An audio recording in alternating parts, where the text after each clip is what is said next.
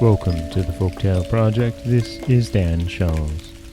Today we have, the last this week, but certainly not the end of the story of good little Henry.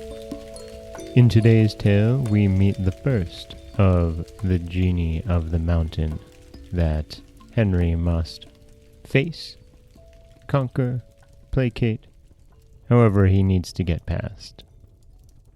This is the harvest. Henry walked a long time, but he walked in vain, for he saw that he was no farther from the foot of the mountain and no nearer to the summit than he had been when he crossed the river. Any other child would have retraced his steps, but brave little Henry would not allow himself to be discouraged. Notwithstanding his extreme fatigue, he walked on 21 days, without seeming to make any advance. At the end of this time he was no more discouraged than at the close of the first day. "If I am obliged to walk 100 years," he said aloud, "I will go on till I reach the summit." "Then you have a great desire to arrive there, little boy," said an old man, looking at him maliciously and standing just in his path. "What are you seeking at the top of this mountain?"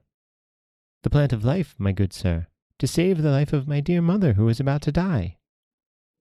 The little old man shook his head, rested his little pointed chin on the top of his gold-headed cane, and, after having a long time regarded Henry, he said, "Your sweet and fresh face pleases me, my boy.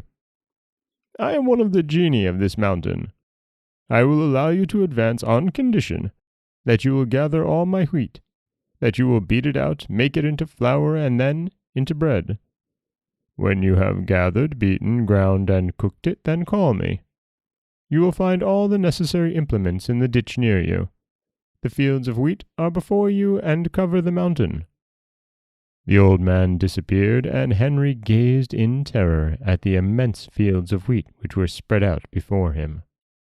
But soon he mastered this feeling of discouragement, took off his vest, seized a scythe, and commenced cutting the wheat diligently.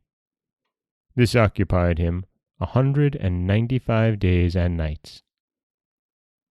When the wheat was all cut, Henry commenced to beat it with a flail which he had found at hand. This occupied him 60 days. When the grain was all beaten out, he began to grind it in a mill which rose up suddenly near him. This occupied him 70 days. When the wheat was all ground, he began to knead it and to cook it. He kneaded and cooked for 120 days. As the bread was cooked, he arranged it properly on shelves like books in a library. When all was finished, Henry was transported with joy and called the genius of the mountain, who appeared immediately and counted 468,329 new loaves of bread. He bit and ate a little end off 2 or 3, drew near to Henry, tapped him on the cheek, and said, "You're a good boy, and I wish to pay you for your work." He drew from his pocket a little wooden box, which he gave to Henry, and said maliciously, "When you return home, open this box, and you will find in it the most delicious tobacco you have ever seen." Now Henry had never used tobacco, and the present of this little genius seemed to him very useless, but he was too polite to let this be seen, and thanked the old man as if satisfied. The old one smiled, then burst out laughing, and disappeared.